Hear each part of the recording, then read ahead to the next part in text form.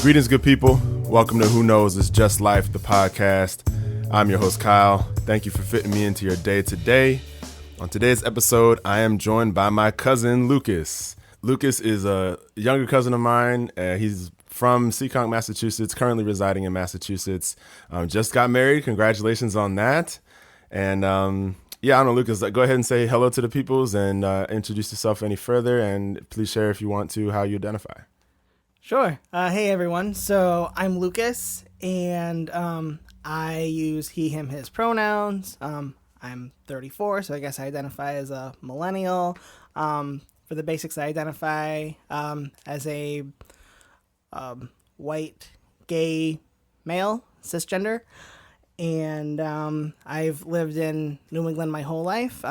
I guess technically Massachusetts my whole life. Like Kyle said, I grew up in Seekonk, Massachusetts, which is right on the border with Rhode Island. I currently live in the western part of the state in a town called Ludlow, which is right outside of Springfield, Mass.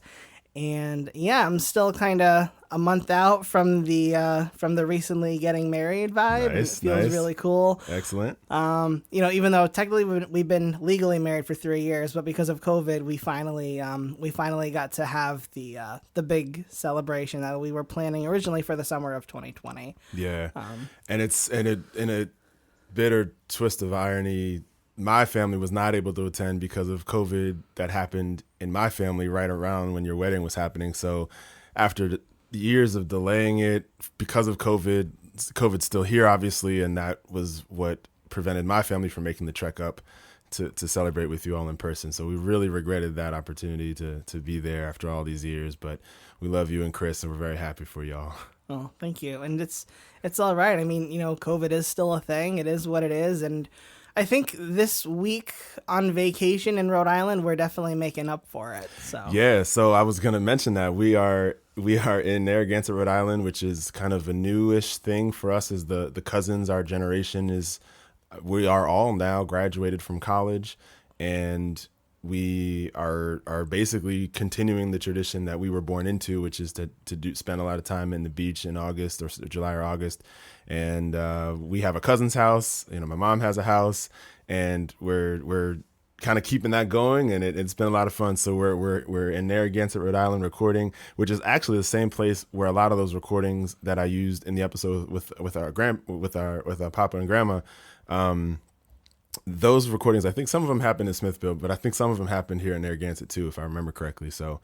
And I know you were there for some of them. I was present for some of those. I think you might be hearing me like clearing my throat in the background or right. Something. It was really cool listening to those live. I honestly didn't have like a significant memory of it because it had been so long, but hearing that podcast episode just brought it all back. It brought me right back to sitting at that table with all of you and listening to that. Yeah. It's been really nice being here this week, and kind of it's a little bit nostalgic, honestly, because we've been doing this since I know I have memories going back to being like maybe like 6 or 7, just coming to these. And your family used to come here for like 2 weeks, right. And it was our parents that would kind of plan everything and put everything together. And now I feel like last year and this year it shifted to we've got more people in our house, and we're the ones hosting and planning everything. It's cooking Taco Tuesday and doing the things. Definitely. So, and I know you've heard the show before. I appreciate, you listening to it, but just for, when I usually have a guest on, I always just reiterate the premise of the show. It's called Who Knows It's Just Life, which is to say, I don't know. I'm still learning. I'm probably going to say something that I disagree with later on in the show, potentially, certainly later on in life. I'm going to say something that, Lucas, you may disagree with. We can have that conversation if that comes up. I welcome you to challenge me on anything. We can just talk through. I like for this to be an open and honest, exploration and journey of learning through this thing called life and all the things that come at us, as we navigate. So, welcome to the space. And another thing that I do, which we kind of started to do already, but I like to kick off the show with a check-in, touch base with you, how you're doing today, this week, this year. Kind of already touched on a couple of things that are new for you and where we are located, but just how are you doing? Yeah, I'm doing pretty good. I'm on vacation with my family. can't really ask for much more. Yeah. And this is nice because I don't get a lot of opportunity to see, especially you all that are down in the Maryland and DC area. Yep. This is like one of those couple times a year that I know I'm going to see you guys. Really looking forward to that. It's just nice to like share a space with you guys, which ordinarily I don't really get to see a lot of you. Yeah. And I mean, the beach location is awesome. We've had 3 awesome beach days in a row. I kind of took it easy, had to take like a sun break yesterday. And today we have a rainy day, so we're taking the opportunity to record this. We knew we wanted to record this sometime while we were here. Right. And overall, career-wise, I'm pretty settled in my career. I work as a school counselor in kind of the northern part of Western Mass, going into my 5th year doing that. It was kind of a long journey to get to where I am now, so pretty happy, pretty settled career-wise. And, like I said before, coming off of the high of getting married, in the traditional, more spiritual sense, not just in the legal sense. Right. So that's good cool. time. So you're in a good spot. I think so. Yeah, definitely very busy, a lot going on, but it's a good busy though. Like I'd rather be busy than not, and I'm trying not to overschedule myself too much. Right. I mean, there might be a little bit of that going on, but there's always room for change. Yeah, for sure. Definitely. Well, I appreciate that. And yeah, I'll just a second, the beach vibe is definitely cool. I know different families do things differently. One of my friends texted me like, "Oh, what's the thing to do in the beach in Rhode Island?" I'm like, "We go to the beach, and then we eat, we cook out, we, eat." Like and in this part of town, there's really not, there's no nightlife. It's not like a place where there's a huge boardwalk and all these like, not like a carnival or whatever. Like down in Maryland, you've got Ocean City. It's definitely not that. It's just a completely chill. It's just like beach. That's basically what it is.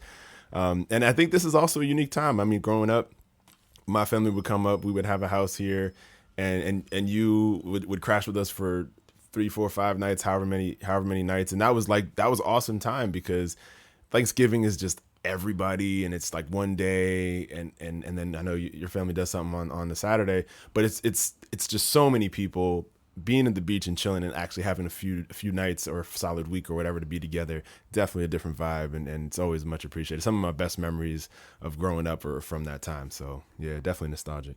Yeah, I would definitely agree with that. Because you and Troy especially are so close in age with me. Yeah. So, like whenever we had a family get together and the Carsons weren't there, and maybe it was when our younger cousins maybe weren't born yet or were very small, it was kind of like, who do I get to hang out with? But when it was, that 2 weeks in Narragansett, it's like, yes, I get to have my cousin time right. with the Carsons. It's awesome.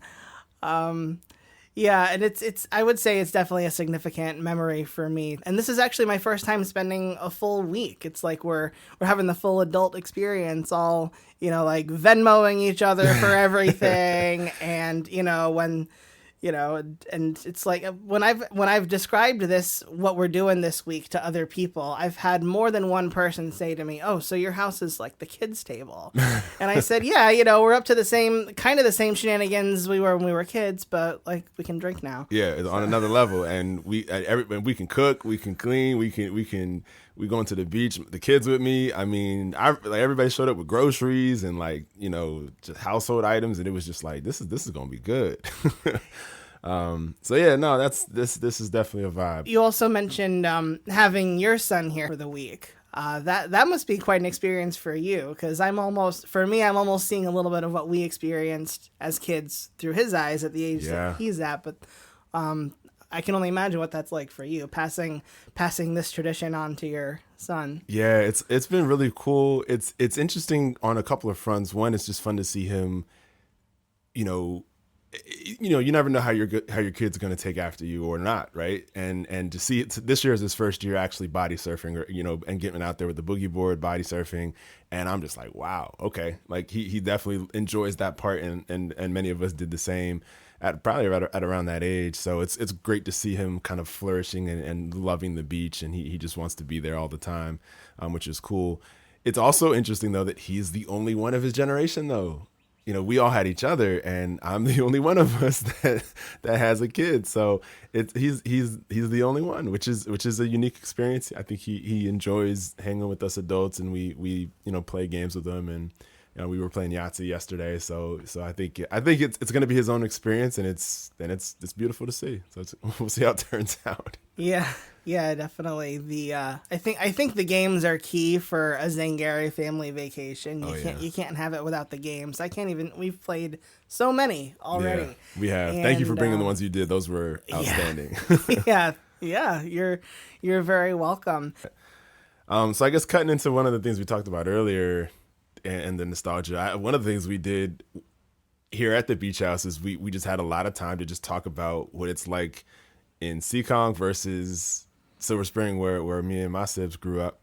And that was just a huge thing for us as cousins. We're related, but we have very different experiences because of where we live, but also just like the fact that I'm mixed and, that whole dynamic. So how would you tap into that in terms of so there's actually one specific memory that comes to mind for me when you mention that. I remember us comparing yearbooks one year. There might have been a couple of years where we compared yearbooks. I remember that. Yeah, and I think it was Troy that kept saying, if we did find the one rare student Black of color person, in my yearbook, one of these things is not like the other. I remember that. He was a little bit of a troll, but it was very jaw dropping. Yeah, and it was interesting for me too, because it's just not something that I thought about growing up where I grew up. But something else that I remember from looking at your yearbook is that I believe for whoever the senior class was, they actually posted the racial demographics of the class. And I think I remember it being like it seemed like it was not like an even split, but it's like there were so many that were listed, and it felt like there wasn't one that was predominant. I think you had mentioned to me that the high school that you went to was one of the most racially diverse high schools in the entire country, which I thought was so fascinating. Yeah, I think that's true. And yeah, I mean, and you could see it in the names in the yearbook. You not only did we have Black people, but we had people from Africa, the Caribbean, various places, and you just saw the different last names. I think if I recall correctly, your high school was a lot bigger than mine too. That's true too. Because in New England, it's based more on the town that you live in, or if you live in a small town, it's regionalized. Or, I mean, if you're in a city, then, the city is broken up however it's broken up. But in Maryland, am I correct that they do things more so by county or just by, like, the neighborhood you live in? The county, yeah. It's all by county. Yeah. And I think I went to school in Montgomery County in Maryland, which I got to check this, but I think it's half the size and half the population of the state of Rhode Island. if I got that right. My mom would know that for sure. Yeah. But the county itself is like almost the size of a state, which is crazy. But yeah. And meanwhile, the town that I grew up in was a one-town school district. So everybody from my town went to the same high school, and that was pretty much it. It was a high school of maybe like 700, 800, and I think my graduating class is one of the bigger ones, was like just shy of 200 students. Wow. Yeah, mine was like twice that almost. Yeah. And the school that I work at currently just graduated a class of 25 students. So that's teeny tiny. Yeah. No, wow. Yeah. So I guess leaving out from high school for college, I know there was one particular memory that I have too, which was when while I was at University of Maryland, there was an incident where, and this was right around the time the Jena 6 happened. And right outside the Nimbura Cultural Center, which was the basically the Black Student Union, essentially the Black, and really black, brown, indigenous, like that was the home away from home for minority folks for the most part. There was a noose that was hung outside of that cultural center, and it was small. It wasn't really like a huge one, but it was visually, it definitely looked like a noose. It didn't. I mean, I don't know who accidentally does that. And you wrote for the paper at your college, and you called me up and you interviewed me, and you published an article about that. Yeah. So I majored in journalism in college, and when I was a sophomore, I decided to get a little bit more exposure and start writing for the school paper, and that was one of my first articles. So we would have like weekly meetings, and the person who was the editor of the news section would just have different press releases ready to go. And as soon as I heard University of Maryland and that it was kind of a racial incident, I'm like, I know exactly who I can talk to for this. So I was a sophomore. I think that means you were a senior at the time, if I'm remembering that correctly. So it was a little bit more focused on Maryland because I was able to talk to you, but it also highlighted incidents that had happened on the campus at my school and also at other campuses around the country. And I think the thing that was most mind-blowing for me is that, I feel like the way I learned history, particularly U.S. history, was, I distinctly remember having a whole unit on like the civil rights movement and, learning about the Civil War, et cetera, different times. But the focus was always, I feel like the takeaway or like the message that was, I don't think it was explicitly, I think it might be more implicitly given, was like, things were pretty messed up back in the day, but they're okay now. Everything's okay now. Mm-hmm. And that, I think, was my first real deep exposure to things are not okay now.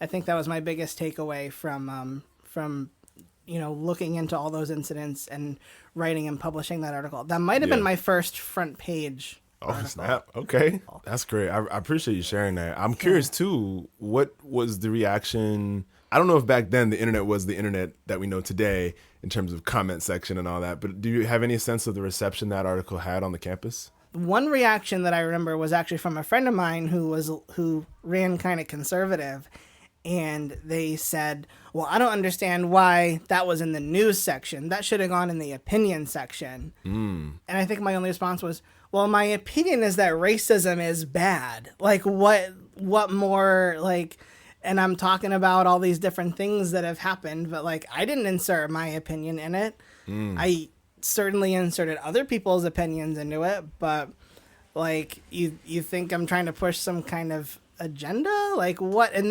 they didn't get too deep into it, but I don't know, something didn't sit right with that one person.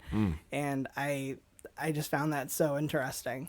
Yeah, I think it's interesting when stuff that feels uncomfortable gets relegated as opinion, when in a case like that, there is a noose outside of a building. The building represents Black and brown people. This is indicative of things, right?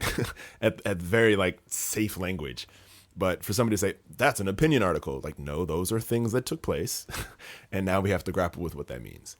And then that's where the opinions can come in terms of what it means, how we internalize it, how we understand it, how we contextualize it. But I mean, it is what it is.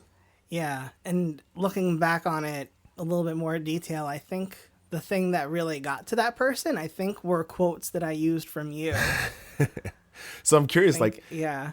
Did you hear comments about racial issues from classmates, friends, and then have opportunities to be like, well, actually, whatever, based on your exposure to me, my dad, my siblings, like, and kind of what we go through, what we shared with you? Off the top of my head, I can't think of like an actual situation where that's happened. I know that definitely not so much in college, but like the last couple of years, I've definitely become more aware. I mean, anyone who's paying attention, I think, has become more aware of the struggles that people of color still face here and elsewhere. Yeah. And it's sort of reached a point for me now where if I overhear something that just doesn't sit right, it's like, that's my family you're talking about. That's kind of where I'm coming from. So I do tend to come at things maybe from more of an emotional standpoint versus like a factual, I've done my research kind of standpoint. No, that's a good point. And I know we had a note to talk about this too, in terms of just your coming of age and your spirituality, your sexuality. But when you mentioned, this is my family, what came up for me, but like your brother Matt having autism, you being gay, like us being Black, like we represent lots of things that make this country what it truly is. And, in terms of just all the different slices and ways people can be. And So it's important for us to carry that with us wherever we are, because I could be in a cis-het, male space, and people could be using the R word, or people could be, being homophobic or whatever, and that's my family. And even if it wasn't, I should strive to be an ally anyway. But like, it is my family, and like, this matters. You know what I mean? So like, I think we both feed each other in just like broadening our perspectives on really the range of humanity and human experience. But speak about kind of your coming of age, like your spiritual growth, and also your sexuality and stuff like that. Of course, yeah. I'm trying to think where to start. So, I mean, if you haven't gleaned this already from what we've said already, I grew up in the town I grew up in, I'd say, is a pretty sleepy suburb. It's very, I don't know, every cheesy high school movie you've seen, that was kind of my high school. Maybe less caricatured than a movie would be. But, it was definitely a very homogenous environment. I'd say academics were decent, but the environment was just very, I keep wanting to say homogenous. Like most people in the town I grew up with identified as Christian in some capacity, mostly Catholic or Protestant or Lutheran or something along those lines, whereas I grew up without any religion.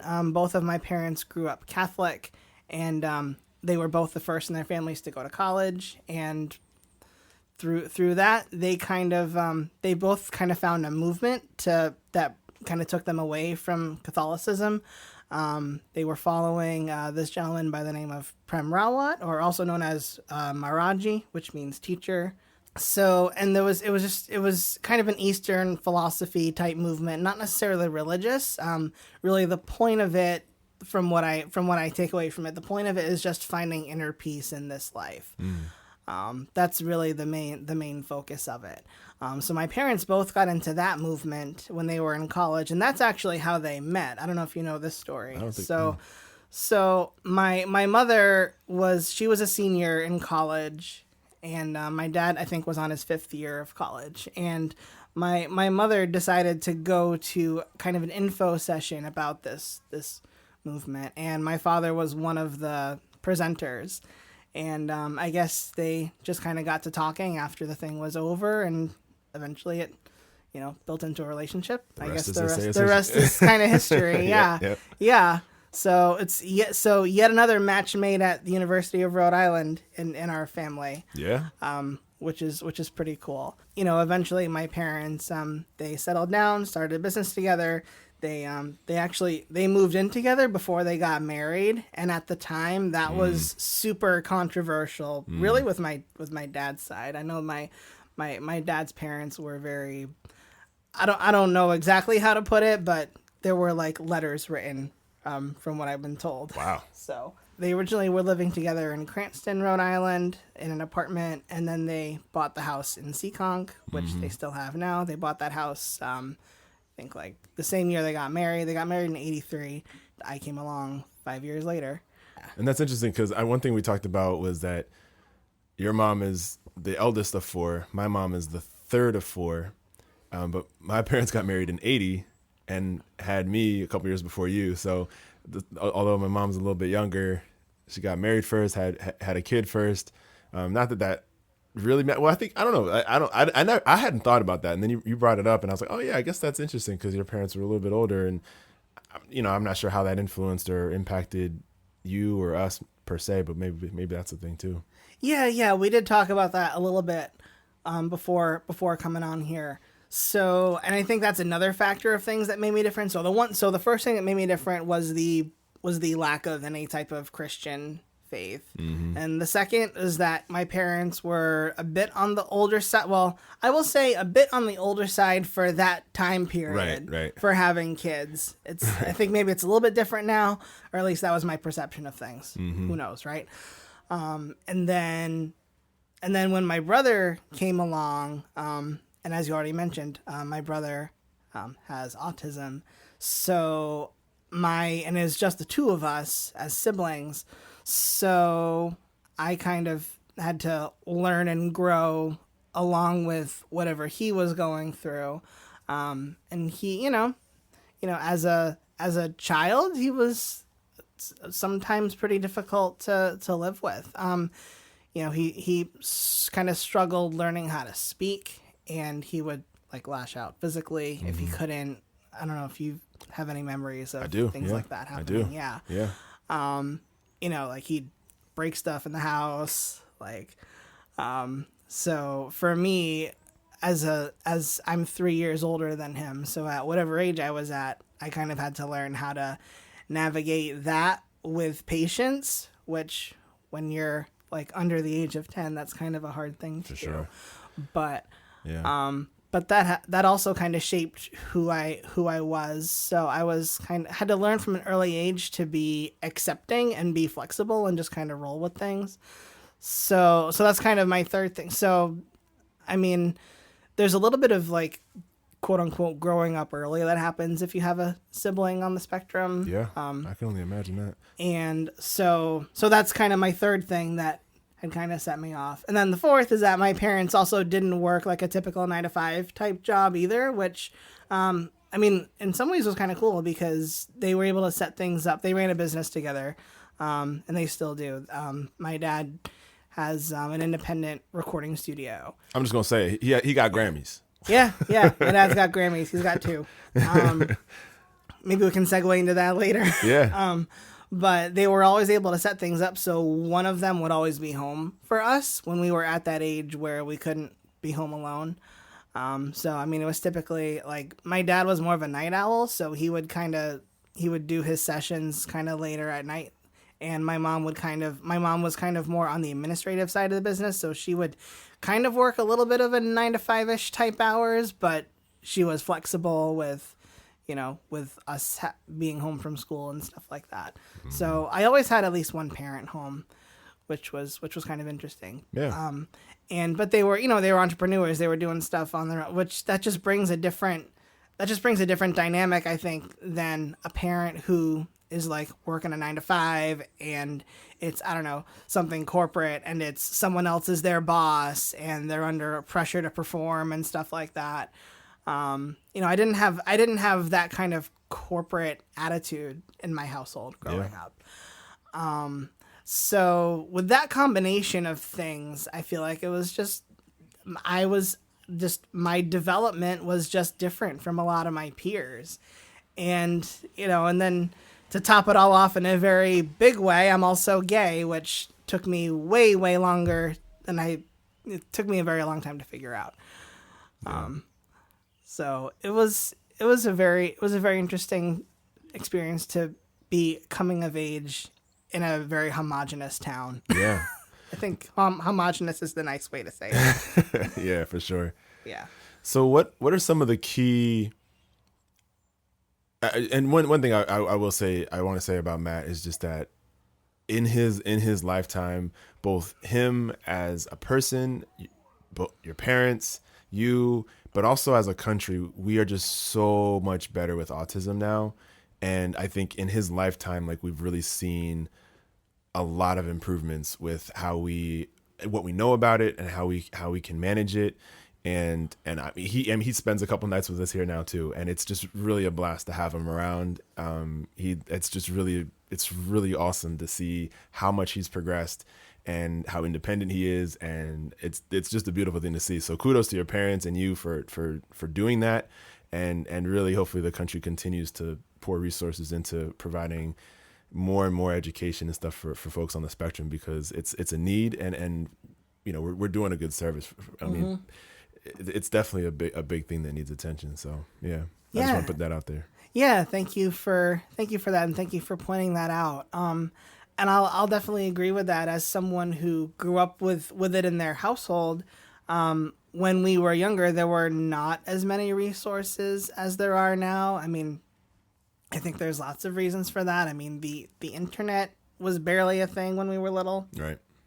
But we did have a really good supportive agency that we worked with, Community Autism Resources. I think over time there's a lot more research that's been done. I feel like there's a lot more awareness now than there was back then. Mm-hmm. So that's kind of that's really the societal shift that we've seen. I think that you mentioned, and even the way that it's diagnosed now is different too. It's right now it's just one spectrum disorder now, where before there were like all these different. I mean, Asperger's and different I mean his labels and stuff. Yeah, I mean Matt's original diagnosis was the "we don't really know what's going on" diagnosis. If I'm remembering correctly, it was just like pervasive developmental disorder not otherwise specified. Wow. Which is like you're somewhere on the spectrum. You're somewhere on the spectrum, but we don't know where. Yeah. Wow. Yeah, which I don't think that's a valid diagnosis anymore. No, it's not. Now it's just one. It's a spectrum. Yeah, for sure. Yeah, and I will say that he did reach a point. I would say maybe around when he was like 9 or 10, he did reach a point where he calmed down. Because I was talking about him being not a bit. He was pretty tumultuous when he was little. But I think once he kind of found his groove, he actually made a huge turnaround. Yeah. And I would say from the age of 10 on, he's just been super chill. Yeah. And I love seeing the world through his perspective. He just he just makes you think differently. Share some more about that. What does looking through his perspective look like a little bit? Yeah, an example or two. I don't know. It's tough. I have so many things. One thing I'll point out that I've gleaned is, I mean, he is an encyclopedia for numbers, dates, everything, and meals.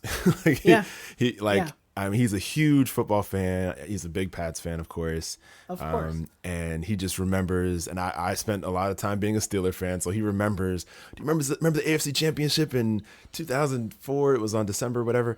And like, I just love the fact that he recalls all these, like, we were trying to remember when we, in childhood, when we were in different beach houses growing up, and he remembers like, oh, it was in 98. It was in, whatever. Yeah. Just his ability to remember those types of details is just amazing to me. And it just shows how our mental capacity is so dynamic and so deep, and we really don't know what we're capable of.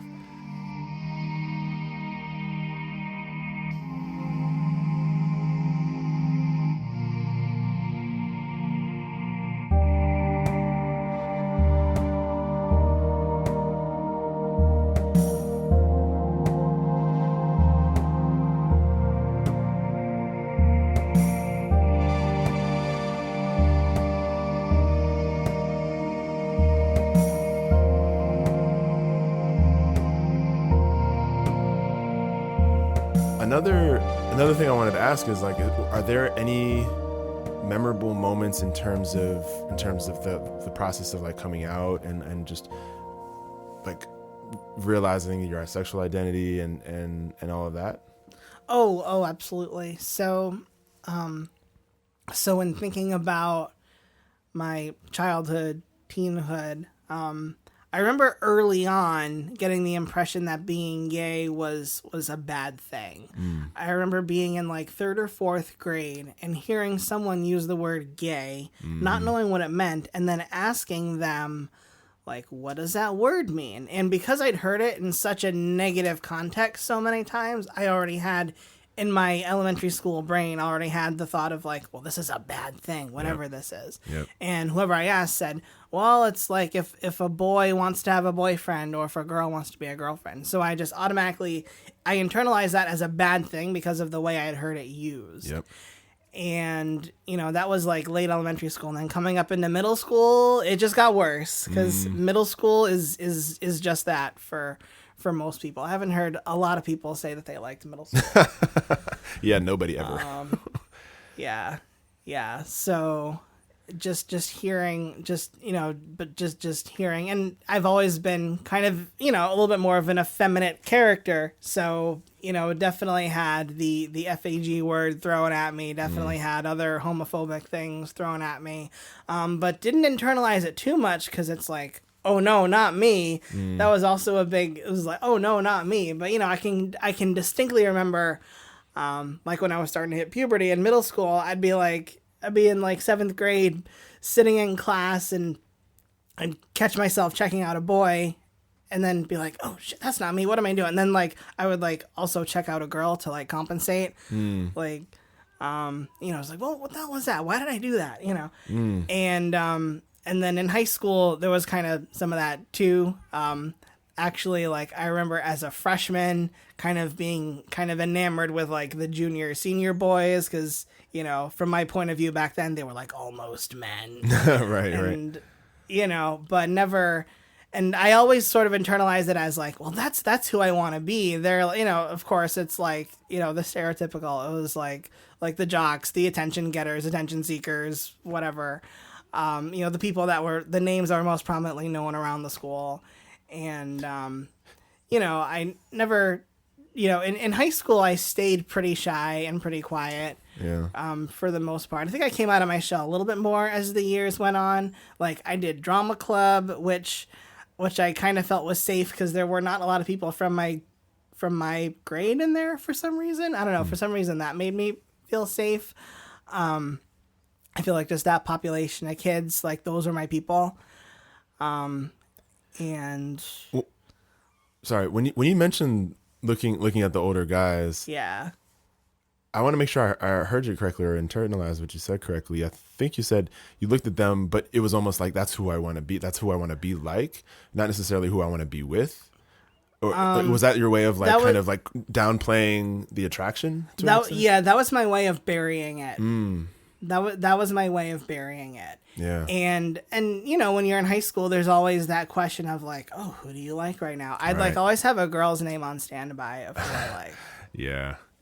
Like, yeah, I feel like if it like with external family, with like at the barbershop or whatever, it's just like, oh, you got any girlfriends? It's just like that annoying question that is very presumptuous and yeah.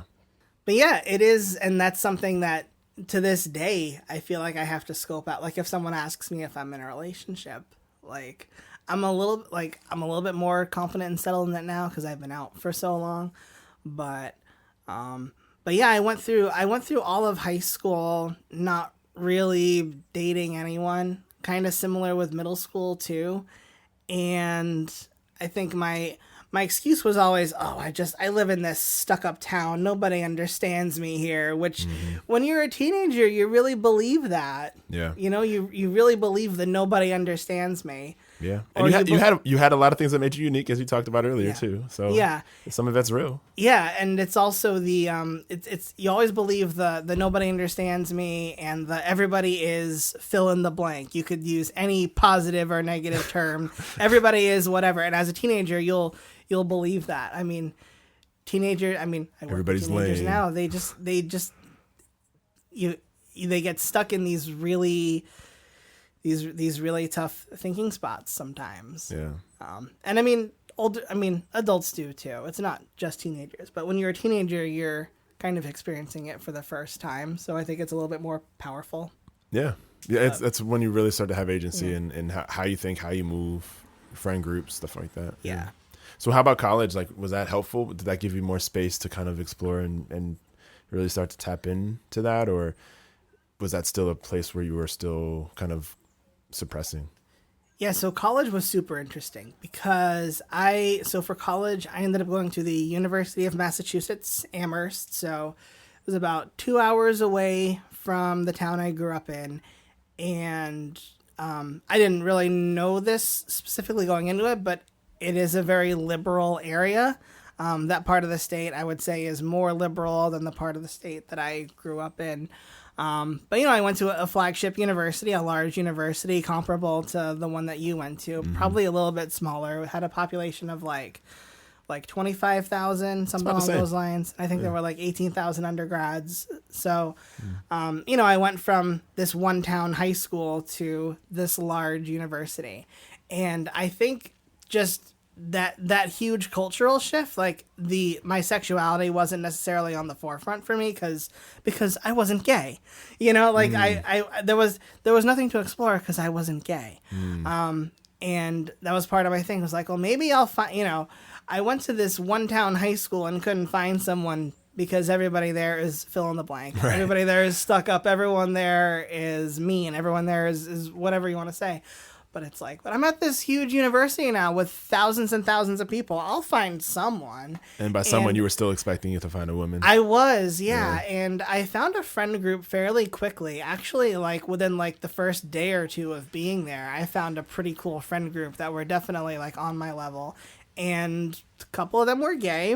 And I was cool with it. I mean, I was always like cool with it. I was never not cool with it. So I'm going to rewind a little bit back to another middle school story. So my family, the four of us, me, my parents, and my brother, we would always, we would vacation in Truro, Massachusetts, which is the town before Provincetown, which if you're not familiar with New England, Provincetown is the town that's at the very end of Cape Cod, and it's probably the gayest place on the East Coast. Yeah. And it's the tip of the, if you think of Massachusetts, it's like the part that looks like the arm that comes out, it's like the very tip. Yeah. Yes, the tip. Yeah. I said that on purpose. Yeah. And yeah, it's very, I mean, I remember going there. We would go there, not every year, but like every few years or so. And that was the first place where I saw like rainbow flags, and like it was just a very, that was like one of the first places I was exposed to that kind of thing. And it was great to have that normalized at that age, even though it was a little less frequent than for y'all.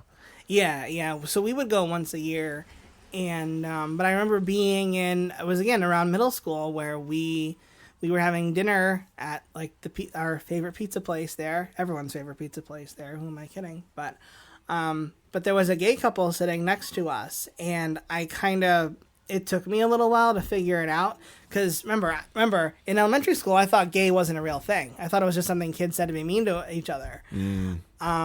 But then I see it and I'm like, oh, this is a real thing. And I asked my parents, like, are they? And they're kind of like, yeah, you didn't pick up on it like last year or the year before. Like, that's kind of what this place is known for. And I ended up seeing it really differently. And looking back on it now, that was actually kind of hard all those years, like being around all of that, like free, free LGBTQ plus high energy type place, and having to suppress it, not being able to really be who I am. That's what it feels like to be in the closet, seeing all this wonderful stuff happening and being like, but that's not me. Yeah. But anyway, so I'm gonna go back to being in college though. Well, real quick, I want to get back to college, but I want to point that out because you were exposed to it to a degree by going to Provincetown for like however many years. Yep. And it took you years of going, and then it took you being at a certain age to be like, oh, this is a thing. And the homophobia that I hear about with people being like, oh, I don't want my kids exposed to blah, blah, blah, blah, blah. Like, you are a gay man and you were exposed to it and you still weren't perceptive of it for years until whatever. But and I feel like the exposure isn't what does it. It's if it's in you, it's in you. If it's not, it's not. And I shouldn't even say it that way because it makes it sound like a dualistic thing, and it's not. Like, our sexual identities are what our sexual identities are what they are, and the exposures let us feel safe and comfortable with the various possibilities that exist. And I feel like it's great that y'all spend so much time in Provincetown so that you had that ability to connect it in a healthier way or in a celebratory way, more so than what you were getting in school. But I just wanted to point that out because the whole fear that all these people have is like, oh, I don't want my kids exposed. Like, that's the exposure isn't going to solve, or it's not going to eradicate homosexuality, LGBTQ. Like, that's just part of who we are as people. Like, several of us are this way, and that's a beautiful thing. And it's just is what it is. I don't know if that makes sense. No, that I don't know if I said it properly either, but no, that was great. Thank you for saying that, Kyle. It made perfect sense to me. Your identity is what it is, and it takes, depending on your exposure, it takes a long time to really get to that place. A lot of it comes down to messaging also. So when you're growing up, getting the messaging that marriage is between a man and a woman, you can, if you're a boy, you have to have a girlfriend. You can't, when those are your formative years, and that's what's been shoved into your brain for forever, you're not gonna necessarily, at least for me, if it's the way I grew up, I should say. Yeah. Like I definitely grew up in a very heteronormative environment. Right. My family, my school, other than going to P-Town, my life was very heteronormative. Right. So there was nothing to really pull me into other than P-Town, but that was just that's where people like to go if they identify as gay or lesbian, if they identify on the LGBTQ spectrum. Mm-hmm. But it's like, this is the right way. Right. This is the right way of doing things. There's a little bit of implicit like if you're gay, something's wrong with you. Right. There's And that little implicit seed that keeps getting planted. I think it's more than implicit. It was explicit in the sense that gay was just a blanket derogatory term when we were coming up. And I the whole exposure argument to me is stupid, because if exposure dictated the identities of people, then nobody our age would be gay, because all we had was Disney's heteronormative stuff. You had Lion King, you had all Little Mermaid, giving up your voice for a man. That's all we had as from an exposure standpoint. So if exposure dictated who we are as people, none of us in our generation would be gay. But the reality is we find ourselves no matter what, and it's about making sure the environment is safe for us to do that. Right. And I think that's the key, the safe environment. What if someone is not growing up in a safe environment for that? Yeah. Would they ever find themselves in that way? Yeah. And, would they be living a happy, fulfilling life? Probably not. It's so interesting. And especially when you think about, generations that came before us, how many people do you think lived lives like that? Yeah. Where they didn't have the safety to be out. Way too many. Yep. I mean, you can think. I know of historical figures. I mean, James Baldwin, Langston Hughes, Luther Vandross. There's a few big names that I know of, just in terms of even in Black history.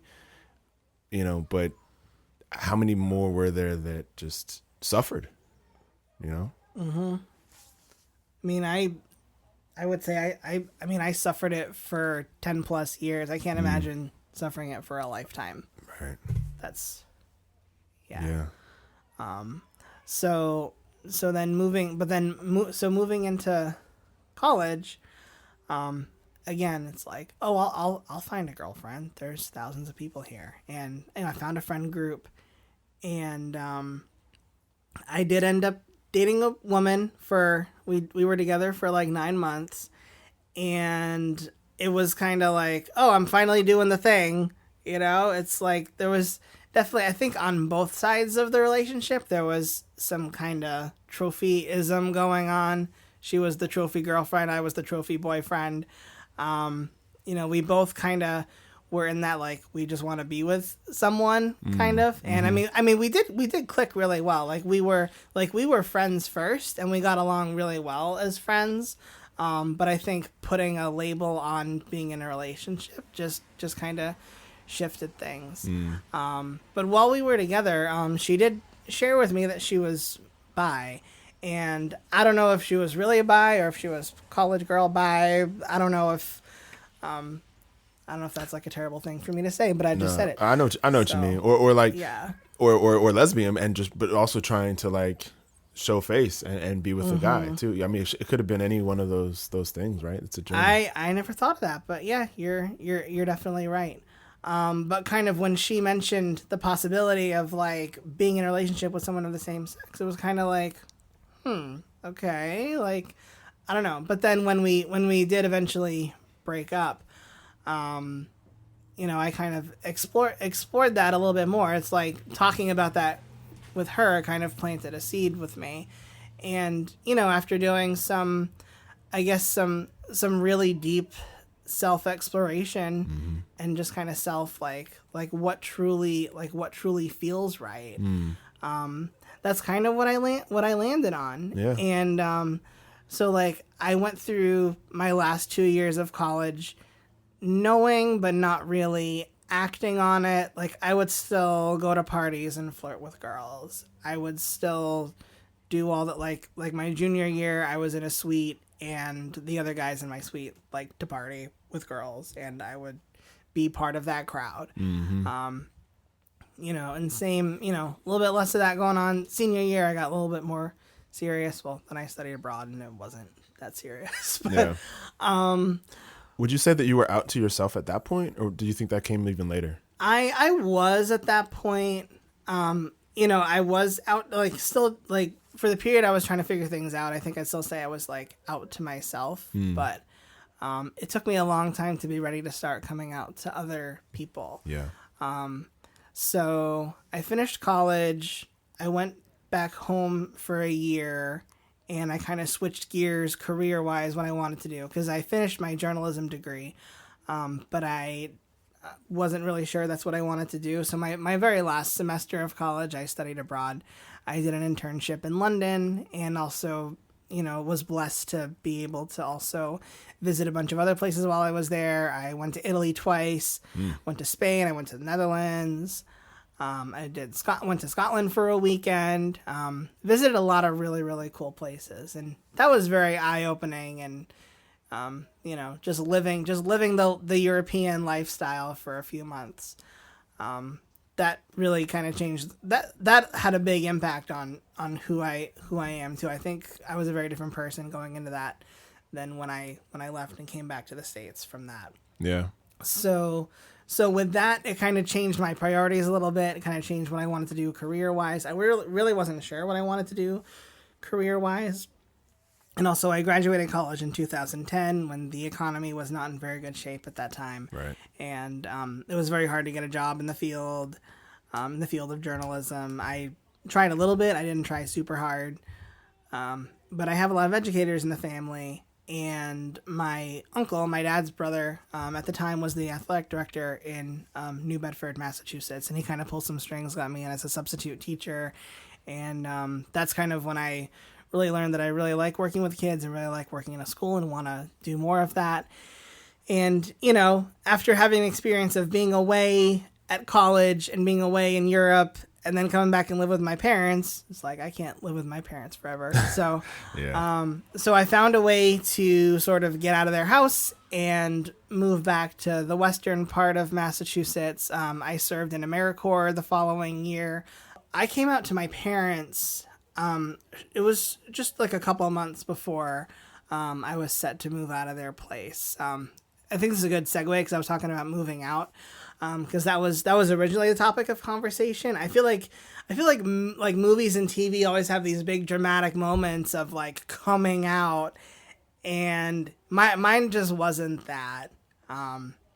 So what happened was, that previous weekend, I had gone out and looked at some potential places to where I was going to live. And so I'm having dinner with my family, and they're asking me about the places that I had visited. So I'm telling them about them. And one of them, in that living situation, I would have been sharing an apartment with a gay man. And at that time, I was like 22-ish, like 22, 23. And the person I was sharing with was like 40. And so my and when I mentioned that he was gay, my dad kind of said like, well, wouldn't you be nervous that he might want to like try something? And that's like a huge stereotype. Yep. That's a huge stereotype. Yep. And I kind of just lost my filter and said like, well, you know what? Maybe I wouldn't mind. I just Did you say it like that? I said it just like that. I just laid it out just like that. And there was just dead silence at the dinner table. And to be honest, Kyle, I don't remember what happened after that. I really don't remember what happened after that. Wow. But that was kind of it. We didn't really discuss it again until I started dating Chris, which was months and months and months later. Wow. And then so that was the first. That was like the first time I came out was to them.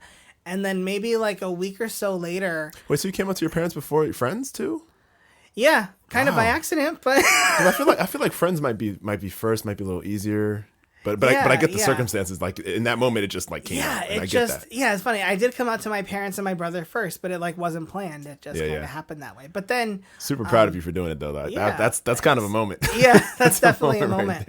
But then actually that weekend I did go out with some friends. Yeah. And we ended up in kind of a designated driver situation where I ended up having to be the on-the-spot designated driver. So, got everyone home safe. Everyone else is kind of zonked.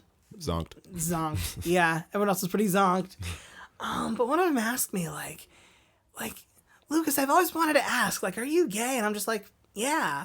And, I mean, they're my friends. I love them. And, I knew that group of people would be okay with it. Mm-hmm. And they're like, oh my God, that's so, like, it was a little bit of like, I don't know if they said that's so brave of you for being honest, but it's like, but they're like, oh, thank you for sharing that with us. It was super sweet. It was a super sweet moment, but I was the only sober one during that moment.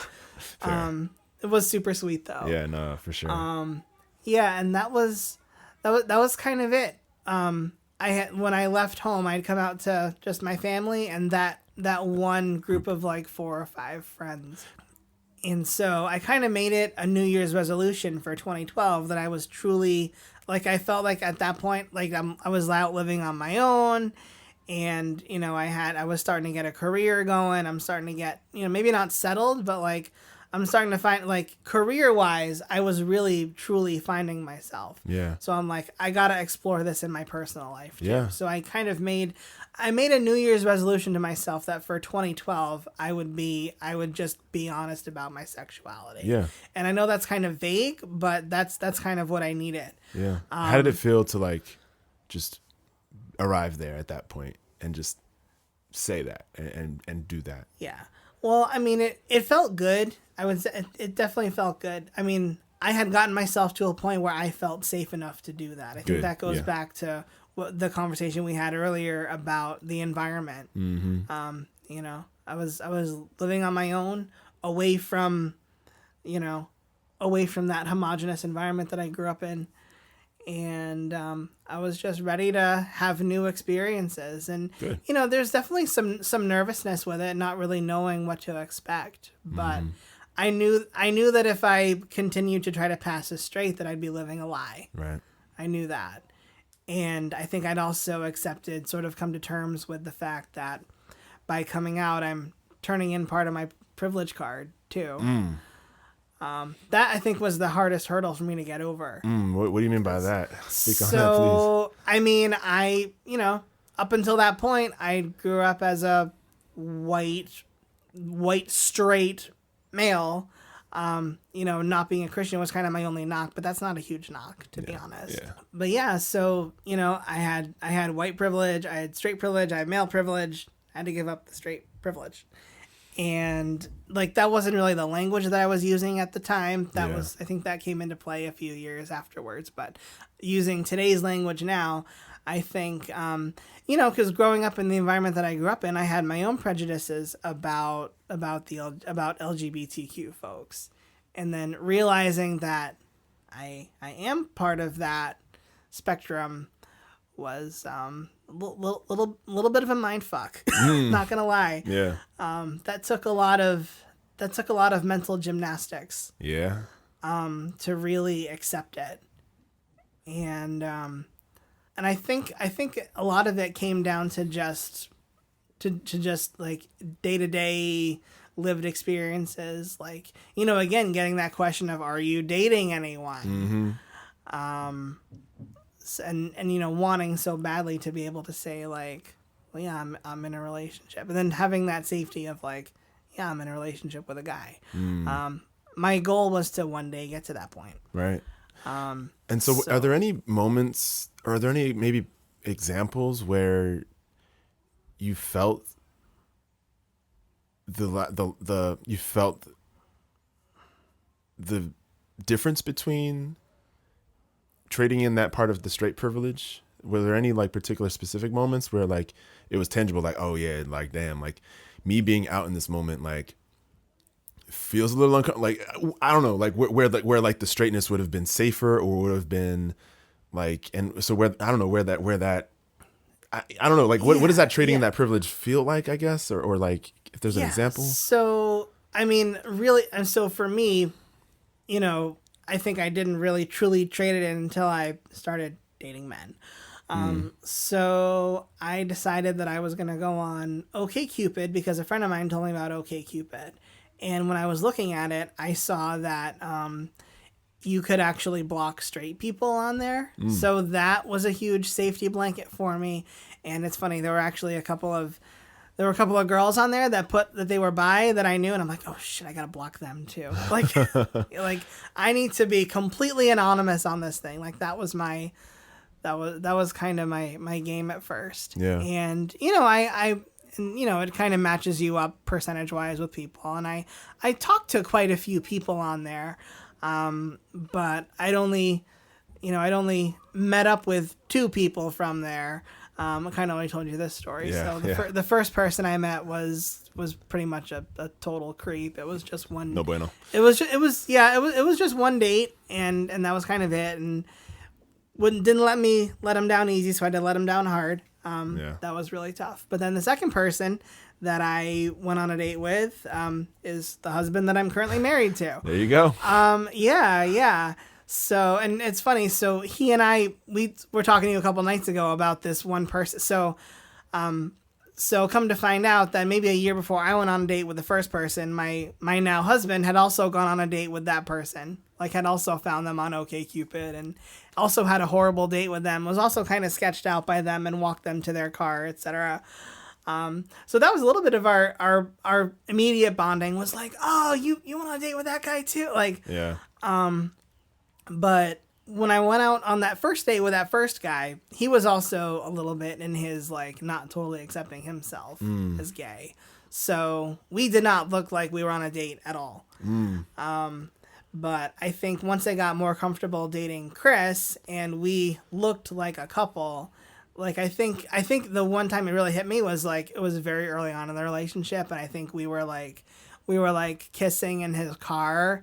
And someone saw us, like an older, like a grumpy old man saw us and was like shaking his head, and it was like, yeah, but it didn't feel as bad as I thought it would. That was always like the fear of getting a reaction like that from someone, and I mean that was a total stranger. So like, what was I really afraid of there? But it also kind of felt like I'd arrived. It actually. So a moment that I thought was going to be super hard and super disempowering was actually very empowering. Wow. When we got that look. Oh, that's beautiful. From that guy. Yeah. Wow. It's like, all right, here we go. Yeah. That's probably not the last time. Wow. Thank you for sharing. That's wow. And that's a very beautiful thing. And I hope I'm sure not everybody has that experience. I'm sure some people are out and it's more of a negative response, or if it's like, I can only imagine sometimes some people are in a situation where they have to leave a venue because of what's going on. And so for y'all to be in the safety of a car and to like have the negative energy out there, it's like, yeah, whatever. Like you be outside of your car. Why are you looking in my car anyway?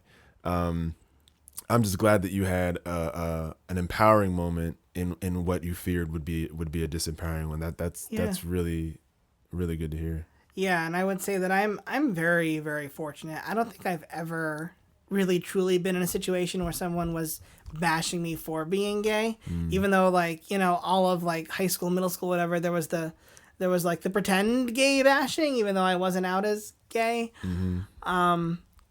And I think also going back to that, like there were a very small handful of kids that maybe did identify as gay, and they were kind of like, I don't know, they just in terms of like, so I don't even want to say social status, but just like they were just kind of their own thing. They like didn't really want to be part of the school community. They just kind of wanted to get through high school and do their thing. Yeah. And I don't know, I'm not like that. I'm a very social person. I want to be around people. I want to get to know people. Yeah. And I'm like, and that was maybe a little bit part of my formative thinking too, was just like, if I come out as gay, do I have to like reject the rest of society? Do I have to create my own social norms? Do I have to? I don't know, but yeah, what I learned though from that experience and also other experiences that I had moving forward is that like just because I've changed how I identify with my sexual orientation, I don't have to change my personality. I don't have to change who I am. Yes. And it's funny. So I feel like my true personality may have come out a little bit more actually once I did. Yes. It felt like like the clothes didn't fit right before and now they do. Mm-hmm. Not literal clothes, but like No, I got the personality. Like I felt like I was hiding not just the fact that I'm gay, but I was also hiding like a part of my personality that might be a little bit more effeminate, that might be a little bit more, I don't know, perky or funny or sarcastic. Anything. Sarcastic. All of the. I think that's an interesting point. I think all of the parts, all of the adjectives we use to describe ourselves, like are there, but like they're only all really there when we feel safe and free to do so, whether that's because of the friendships and partnerships we have, and really the environment we're in, and having that self-awareness and then feeling the freedom to like actually be 100% of those things. Now, granted, if we're at work, like we have to, like there's a realm of professionalism and blah, blah, blah, and that's boring. But like in your personal life, you should feel the freedom you feel now. Like everybody should feel that way. You know what I mean? And it should it shouldn't take that long, for folks to feel that free. And I know our society is so oppressive against so many forms of identity where that is a struggle and that is a journey. But I'm just glad that you got to that point. And it's so interesting to hear you describe how like the parts of your personality, like that were always there, like are just maybe more authentic. Maybe that's the word. Like they're just like more full. Yeah, I really felt more like I was being my authentic self when I finally was coming out to people. Yeah. And I would say, the coming out happened slowly. So you asked about coming out to family. I think that might be the next step in this journey. So before you go there, I do want to just mention this, and I just want to first of all, I just want to acknowledge and appreciate that you said turning your privilege in that way. Yep. That's kind of an elephant in the room when it comes to left-leaning folks and all the issues that we are speaking for, speaking against, whether it's racism, LGBT, homophobia, transphobia, patriarchy, all that kind of stuff. There's sometimes an uncomfortable comparison that specifically white males make with the Black community, and it's a little bit uncomfortable because for Black people it's like, well, we can't turn our skin off, and it's a little bit of a rub, but like there's this when you say you turned in your privilege, it's like there's sometimes it's not authentic to you and it's harmful to you, but like there is this somewhat of an opportunity to try to present it straight for your own, like just to navigate in the world a little bit easier, even though that's ultimately not healthy for you.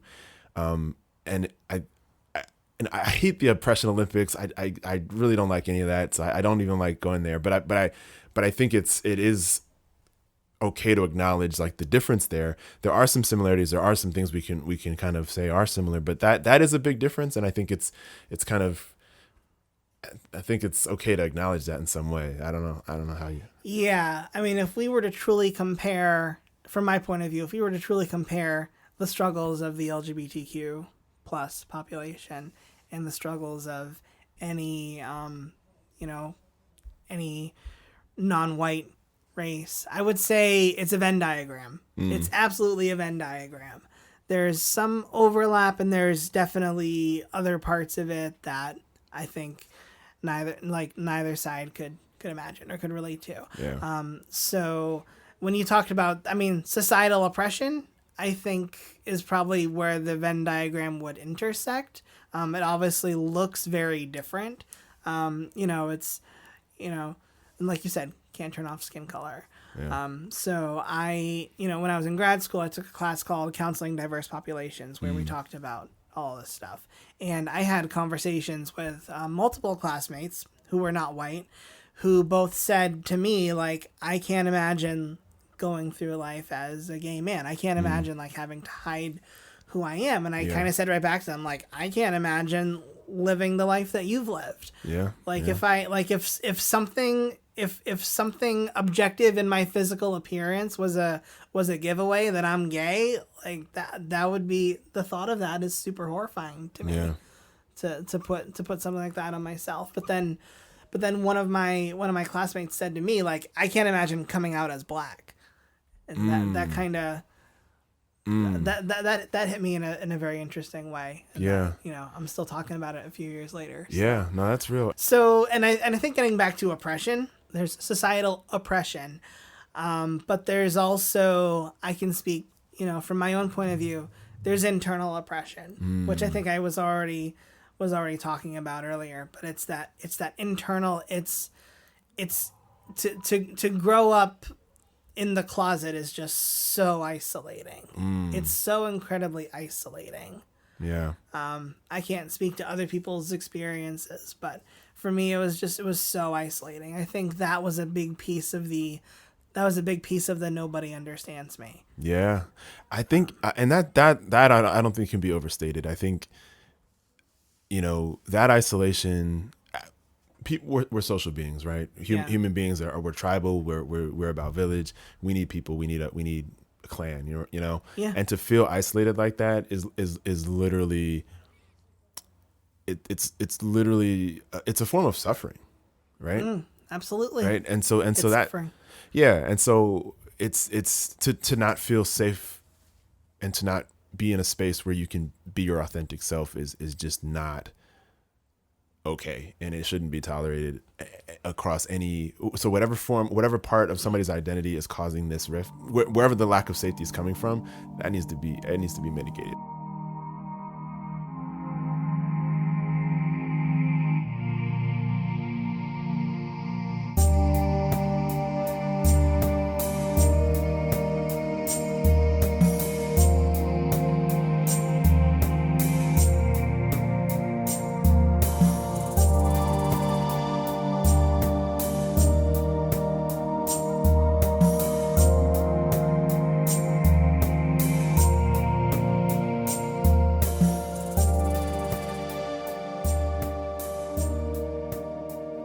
I think the last thing you did want to talk about coming out to the coming out to the family. So I started dating Chris in March of 2012, and he met my family June of 2012. That was when I'm doing air quotes here, when I graduated from AmeriCorps. Mm-hmm. So I invited my family, and then I also invited Chris to come too, and that was the first time they met. And then we went out to dinner afterwards.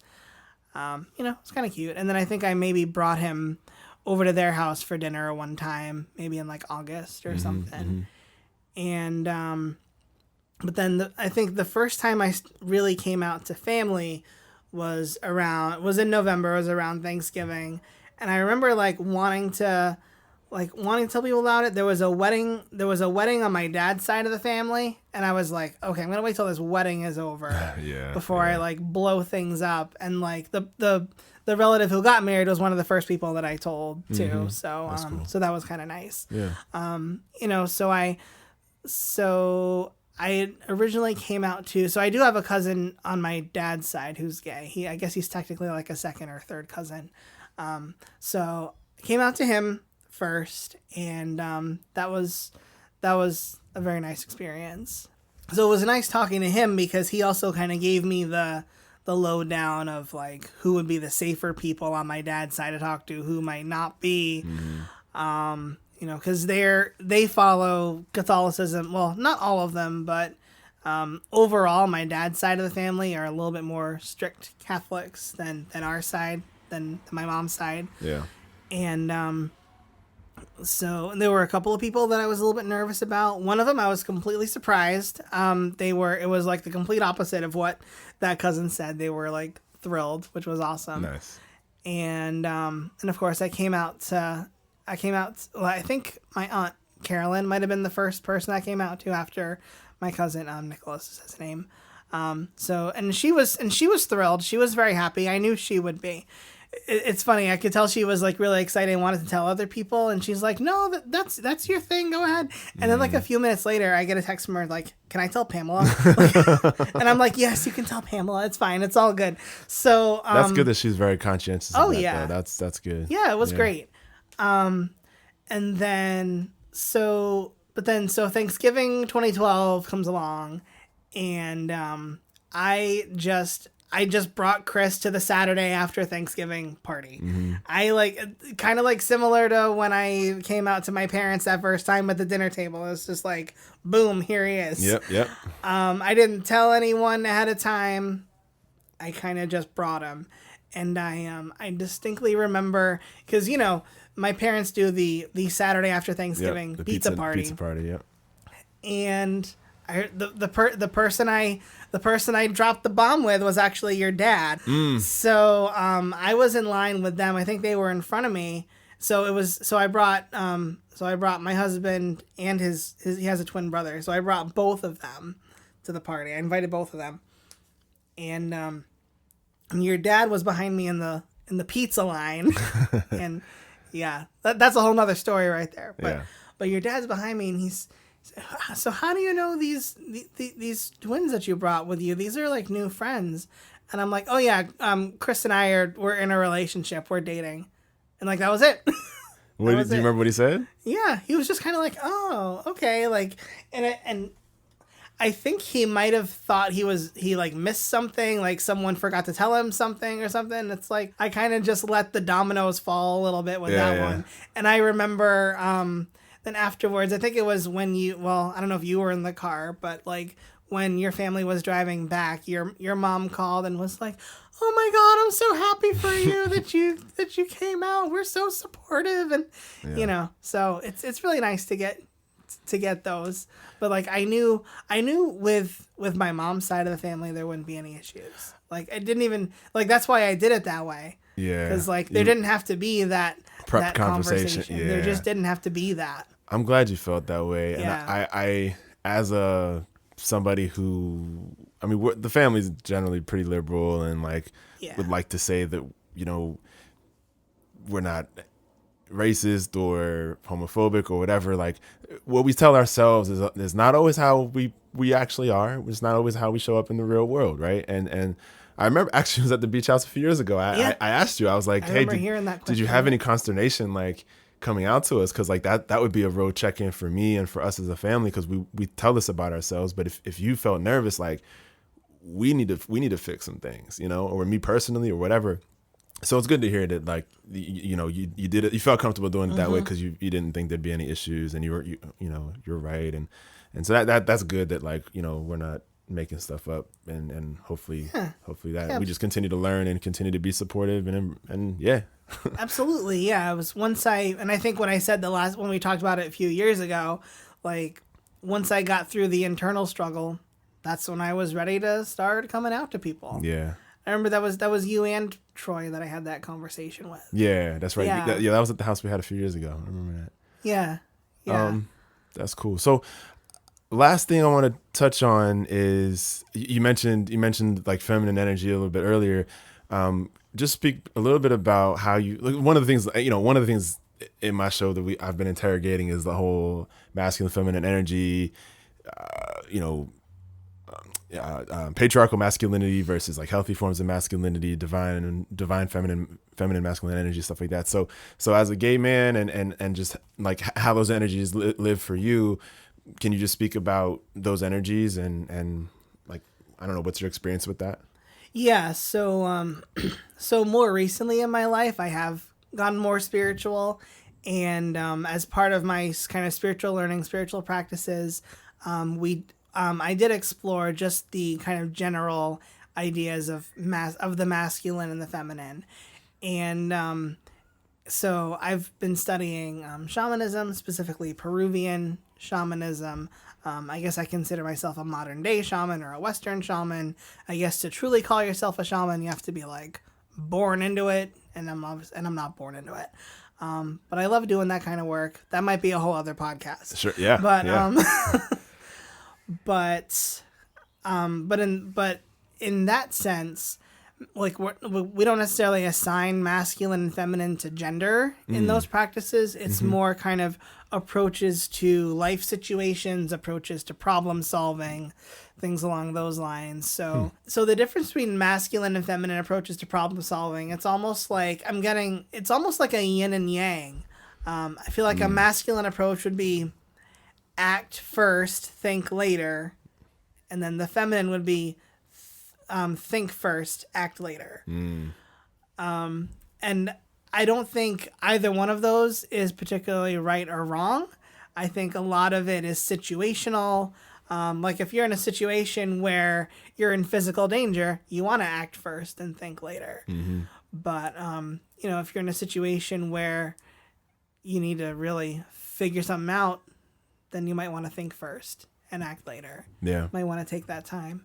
So, and, I think there's definitely a spectrum to how we think along those lines. But like I said, when I think masculine, feminine, I think of the way we think and act, not necessarily what type of energy we assign to a male, what type of energy we assign to a female. Yeah. Even though that is of course very stereotypical, but yeah, I think that's the part that I really want to. For me, I want to interrogate that internally, but then of course society wise, in terms of pushing back against the male bodied masculine energy man, female bodied feminine energy woman, like that extremely limited linear assignment is super lazy. and just thinking of them as energies and allowing those energies to flow in each body as they do circumstantially, even in resting state. Like what's your natural resting state versus in a certain situation, how do they come out? How does that inform your dress, your culture, your attire, your dance, your whatever, your play? As I mentioned in the show with Ryan. So I like that you're kind of approaching it you're approaching it completely devoid of the idea of gender. It's just there's masculine and feminine, and let's study them and let's learn how they come up. Yeah, and I think maybe part of the reason that I'm doing that is because of the life that I've lived. Because I've had to do a little bit of, not necessarily gender exploration. I'm pretty set in my gender. I'm pretty set in being a male. But, I feel like, societally, automatically, because I'm gay, I'm there's a little bit of my man card that's taken away, and that's a little weird for me. But it's, and that shouldn't necessarily be the case. A gay man's a gay man, a lesbian woman's a woman, right? There's no, you shouldn't lose that card. It shouldn't, And I'm talking specifically stereopeans. I don't I don't actually believe that, but right. I know that some people think that. Yeah, definitely. So, well, I think being part of the LGBTQ plus community, and over the years getting to know more people who don't traditionally identify, whether they be transgender, whether they be non-binary, people, there's just so many places on the gender spectrum you could be now, because gender is absolutely a spectrum, because gender really comes down to how you express yourself, kind of what you said, how you dress, how you act, do you whether or not you wear makeup, whether or not you do all kinds of things. And and in my role in my day job as a school counselor, I have spent a lot of time working with students who are kind of finding themselves in their gender identity. So and every year there's been a little bit more of that's come into play for my job. And I just find it so fascinating, because the kids are telling me words that I've never heard before that I have to look up. Yeah. That's cool. And it is really cool. If you're an educator, you definitely have your moments where you're also learning from the kids too. It's not always a one-way street. But I've seen a lot of people at this point in my life, whether it be students, whether it be friends, who have in some way kind of bent traditional gender roles or shattered them completely. So I don't I'm at a point now where I don't assign I just don't think of masculine or feminine qualities as like men. I just don't think of it as men are masculine, women are feminine. Yeah. It seems like they're fully and rightfully like divested from that notion. Yeah. Like you can, like anyone can access either energy at any time. Yeah. Oh, yes. You need to. Yeah. Absolutely. Cool. Man, that has been a really great conversation. And I know we could talk for longer, but I do want to try to wrap it up. Yeah, let's get to the beach, man. Yeah, I know, really. Like I think the rain has stopped. Let's see what else we can do today. But as you know, with my guests, I like to ask a few questions. One of which is, what is the last book that you read that you recommend? Okay, so I am currently reading a book called "You Are a Badass" by Jen Sincero. I'm about halfway through it, and I think the core of it really comes down to self-love. There's a lot of power in loving yourself, and I think maybe for some people that's a little difficult. But it's really about, I feel like, from what I've read in the book so far, it's really about learning how to access energies and like really just like learning how to manifest the things that you want in your life, and to do it by really looking at the relationship between like your thinking and your actions. Like if you want, like if there's something that you really want, it's funny. It's funny. So I'm going to use an example from the book. So she talks about like, if you picture yourself being poolside with the president of the United States, are you doing anything to make yourself be poolside with the president of the United States? Like, are you hanging out with someone who might go like, and that's kind of an out there example, but like, are you thinking and acting in a way that will get you to the goals that you want in life? That reminds me of an African proverb: "Pray with your feet." Yeah. So you're halfway through the book, and am I hearing a recommendation? Oh, absolutely. Okay. I love the book so far. Nice. My husband read the book when he was doing his shaman training. He also did the same training that I did. And I feel like a lot of the ideas in that book, it's not specifically a spiritual book, but it does touch on some spiritual concepts.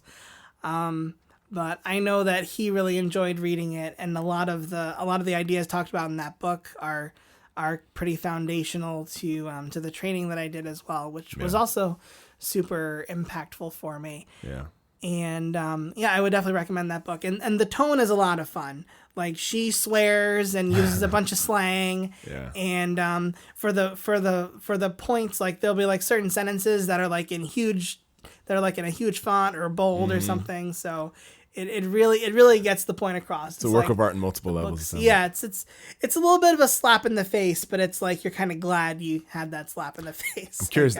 I'm curious if she reads the audiobook. I'm sure, given how it sounds like it was written, it'd be really fun to hear her read it. Yeah, and I mean, even there's a few points where she even says like, or which is more like she'll speak. Definitely it's written in a way that's very easy to take in, which is very cool. And almost like a conversational transcript. I'm definitely looking forward to finishing that book. Yeah. Cool. All right. Next question. What would your superpower be? For my superpower, like I said, because I am a counselor, and I feel like I have become a very empathetic person, I would love to be able to not necessarily read people's minds, what they're thinking, but I don't know if you've ever seen Star Trek, specifically Star Trek: The Next Generation, but there's a character that is an empath and picks up on other people's emotions. So she kind of picks up on thoughts, but it's really tied to emotions. So really truly knowing someone else's emotion without having to like read their body language or their tone, like just knowing how to approach someone. That's like that. deep. I like that. That's profound and tangible for your work too, but just on a human level, that would be pretty dope. I mean, I'm a full-time counselor. These are the things I think about. For sure. All right. We've been listening to quite a few different playlists and songs this week. What song are you rocking to right now? Oh, so I've actually got 2 albums that just dropped about a month ago that I have been rocking to quite a bit. It's okay to use 2?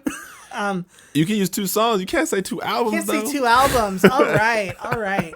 So, well, this one I think this one is pretty fitting. So, when I was in high school, I really got into this band called Senses Fail, and they have consistently been releasing music, and they just dropped an album about a month ago. And the title track of the album is called Hell Is In Your Head. And it's, I listened to it and I'm like, it just makes so much sense because I feel like earlier on in his work, his Buddy Nielsen is the name of the singer. And I feel like his earlier work kind of hit that teen angst, like, oh, woe is me. Like it was like quintessential emo of the time. Like I know people don't really say that with today's music, but now he's like older and acknowledging that we still get in that way, like a depressive funk or an anxious funk. But it's also like examining that and being like, why am I thinking that way? Hence the title of the song. And I think the title of the album as well. Hell is in your head. It's not your actual life. It's just in your head. It's your thinking. I think it maybe relates a little bit back to that book I was talking about too. So, yeah. I think my theme, I think I'm, definitely on a self-help track overall. I think that's kind of my theme for this year. Just keep looking for ways to improve my quality of life. Cool. But yeah, that's a song I'll land on. Senses fail. Hell is in your head. Nice. Yeah. That sounds good. Yeah. All right. Well, I appreciate it, Lucas. This has been a really, really fun conversation. I guess the last piece is if you would like folks to reach out to you in any way, feel free to drop any of that information here. And if you want, I can also add it in the show notes. Yeah, sure. So I'm not super all over social media at the moment. I keep telling myself that I want to start an Instagram page, that I maybe even want to start a TikTok. That would be a really big stretch for me, but I might challenge myself to do it. But as of now, all I have for my shaman practice, I do have a Facebook page. And my username for that is Lucas CC Shaman. So if you want to follow that, if you want to reach out to me on that, or if you want to send me an email to learn more about that, you can reach me at lucasccshaman@gmail.com. Sounds good. So cool. Yeah. Appreciate it. Well, again, thanks for joining me, and to all you listening, thank you for rocking with us today. As always, you can get at me on Instagram at realdadult. That's REALDADULT. On there, you can let me know if you have any feedback on this episode or any of the prior episodes. If you have any ideas for future episodes, I'd be happy to hear them there. Yeah, I hope to catch you here next time. Until then, be safe, be well, peace.